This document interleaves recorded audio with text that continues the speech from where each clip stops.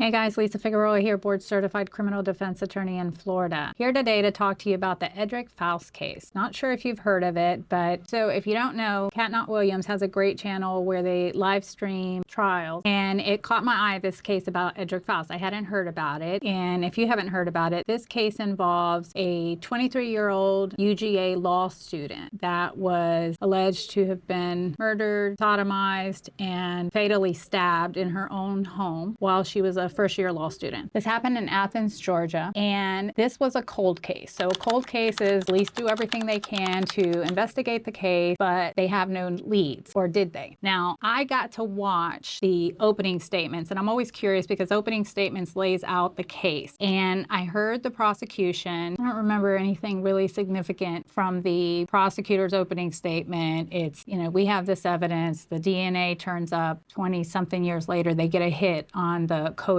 and we can talk about that a little bit later, but they find DNA that matches linked to Edrick Faust. That is the first time that they get any inkling of Mr. Faust. And I'm curious what the defense is. So when the defense attorney gets up, he makes the claim that his client is completely innocent. However, he doesn't really tell us anything about his client. And a lot of times in opening statement, I want to talk about my client. I want to personalize or humanize and say, my client is a husband, father, he does this for a living, or something to kind of make him real and not just the person that's accused. And he didn't say anything in his opening statement about his client. And I was so wondering why. But later I found out why. And that's what makes this case kind of interesting. There's a lot of inferences. The case is basically boils down to only the fact that supposedly some sort of DNA, it's not clear whether or not it was touch DNA. There's different kinds of DNA. You can have from semen, from saliva, from touch. When we're dealing with touch, that can be transferred. So if you live with someone, if you go to a restaurant, you may brush up against someone. I mean, that's something that can really easily be transferred, or if you're at the same table. There's different things that touch DNA can be transferred from. Whereas obviously if it's something like from saliva or any bodily fluid, that's less likely that it came to be onto that person unless the person was there. And in this case, though, the state doesn't have any clarity about what the DNA actually is. And the defense is really going to hit hard on this issue about how do we know, or how can we trust the police investigation? Their whole case is based on this. The other interesting thing is that in most murder cases, usually the person that committed the crime, the number one suspect is someone close to the victim. And in this case, there was a boyfriend, a supposedly maybe almost fiance that was dating Miss Baker at that time. Well, the police speak to him, and he has this kind of loose alibi, and it's a little suspicious. They actually take pictures. They don't meet with him right away. The guy, they took pictures of his hands a few days afterwards, and he's got these either abrasions or cuts all over his hand. And his claim is that he was so devastated about the news of this that he punched a wall, and that's where he got all of these injuries. And the police just take his word for it. And they ask him, where were you during this window of time when they believed that the murder happened? Because the house was actually set on fire. There was a fire. And then a clock on the wall in the house stops around 9:30 or 9 something. So that is what they're guessing, that the murder had to have happened before 9, and they think after 7:30 a.m. This young law student had 2 female roommates. They were known to go out and kind of just, everyone minded their own business. They each were all dating someone, but supposedly none of the boyfriends or people they dated had access to the house. When this happened, none of the victim's roommates were present. What the defense says is this was a crime of opportunity. Somebody knew that she was going to be alone, because normally there was always someone in the house. And then that night, someone had to have known that she was going to be alone. The defense thinks it's the boyfriend that would have known that she was going to be alone. What ends up happening is they find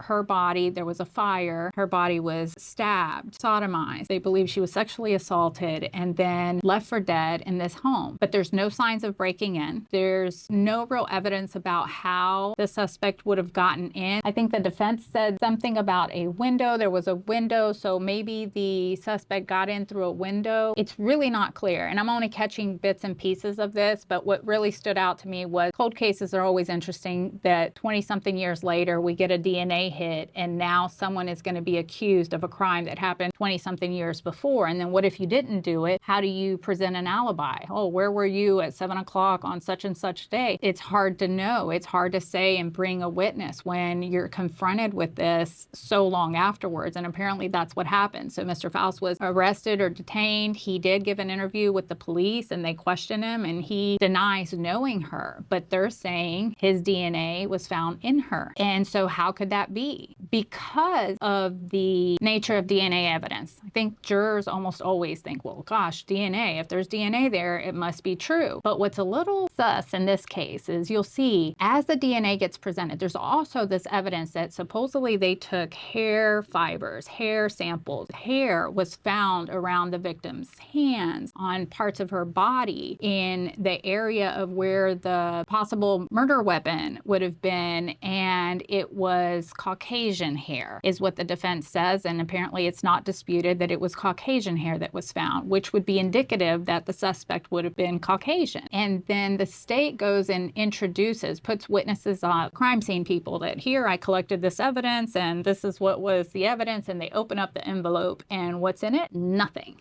No hair, even though it's marked for hair. So it's like, really? So what happened to it? Now it's been 20 years. Did it evaporate? Did it disappear? Was it mishandled? Could it not have been tested? It just leaves a lot of questions. So then it makes me wonder whether or not this one single piece of alleged DNA that's linked to Mr. Faust, it also came in some sort of envelope with 2 swabs. And the tech will testify that it's most common that only 1 swab comes. And this one had 2. It's just really messy. It wasn't in how the investigation was handled, and it's unclear whose fault it was, or if it was the crime scene people, if it was the lab people, if it's because of just what the protocol was back then versus what it is now. But either way, a man's life is on the line. And then bringing you back to, like, why did the defense not bring up Mr. Faust, like, you know, who he is, and he's this, you know, upstanding citizen and this and that. And well, it turns out that Mr. Faust actually has a lengthy criminal history, quite extensive criminal history. And he lived right behind the house in the area, in the neighborhood where Tara Baker's house was that she was murdered in. So now they're putting two and two together and saying, well, he lived right there. He had access. He must have gone there, snuck in the house somehow, killed her, raped her, and then took off. Got away with it for 20 plus years until the DNA hit. But what the defense says is, no, he didn't know anything about this, because if it would have been him, the other thing was there was a witness that had seen a white male running from the house or running in that area around 7 a.m. or 7:30, which coincides when the murder could have happened. Yet that just gets disregarded and no one looks into that. Then there's some testimony about maybe someone else that was running, but no one that specifically matched Mr. Faust's description. So it's all kind of really weak with respect to Mr. Faust having any kind of motive, any kind of access, any kind of ability or reason to target Miss Baker, but he's got the stigma of apparently being known as a pariah in that neighborhood, in that town. The police, he's well known by the police, maybe he had murdered or accused of murder of another person and multiple convictions. And so that is kind of what they're holding against him. And the families, of course, are going to want closure, but did they get it right? And this case is actually still going on. And then the trial itself I've caught bits and pieces. Again, I see the live stream here and there and I'll check it out. And what really caught my eye was at some point I heard that the defense attorney was held in contempt. He was held in contempt and he was fined by the judge $1,000, that he had until the next day to pay $1,000 because he violated the court's order. The court order had something to do with what they're allowed to talk about. Now, Georgia has a version of what we also have in Florida, which are rape shield laws. There are protections to not accuse a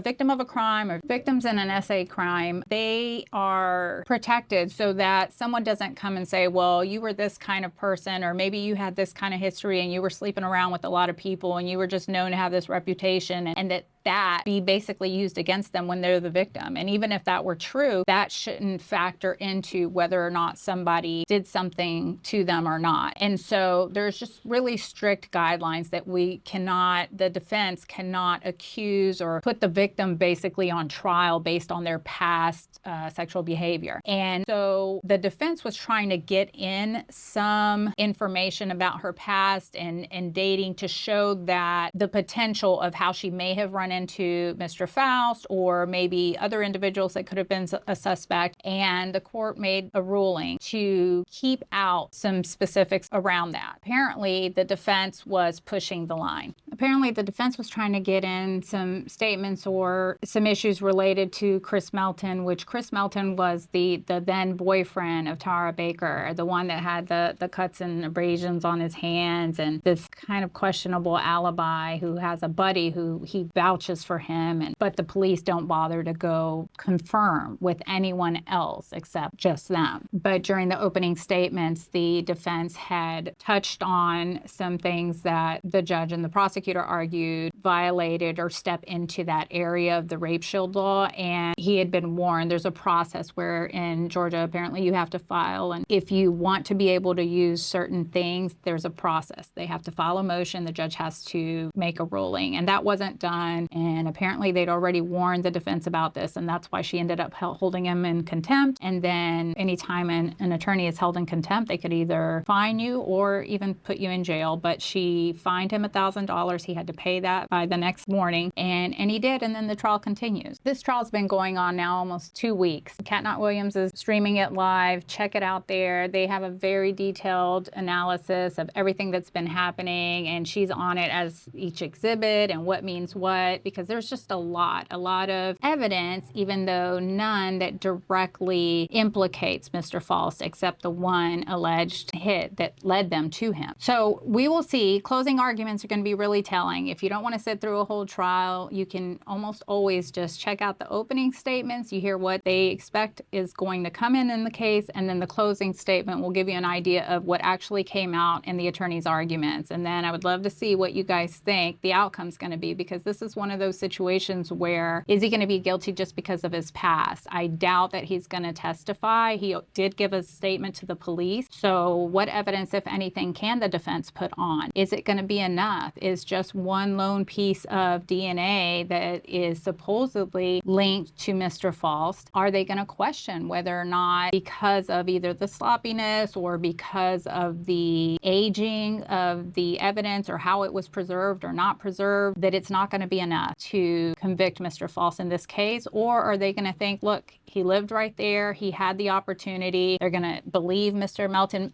Melton did testify, so the ex-boyfriend did testify, and I would encourage you to check that out and see what you think. Would love to hear your thoughts. I did not find him so compelling, but again, it's been 20-something years and he's not being questioned then. Did they have a video of him being interviewed at the time? I'm not sure. From the bits that I've seen, I find it hard to believe that this even could survive a judgment of acquittal by the judge, where the judge could even throw it out, because even if there is DNA in someone, how do you prove it was non-consensual? How do you prove that they didn't hook up that night and then something else happened afterwards? How do we know when? The timing of it? How long is it there? How did it get there? Those questions, and there's not one witness, there's not cell phone records or text or anything that could say why or how that it was actually, in fact, how they say it happened, and that it was Mr. Faust that did it. So I really find it really flimsy. And so if the jury convicts in this case, it's not going to be based on evidence, but more of feelings and sympathy and anger or frustration, all of the things that the court will instruct them that they are not to base their verdict on. But at the end of the day, jurors can base their verdict on whatever they end up deciding, regardless of what the judge instructs them. They are going to follow their hearts. And I don't know, did Mr. Cruz put up enough, the defense attorney, of an argument to show that there's just not enough here? Or will the prosecution be able to tie it together and explain away the problems with the evidence? I don't know, but we'll see soon enough, and I'll keep you guys posted. Thanks as always for watching, and take care.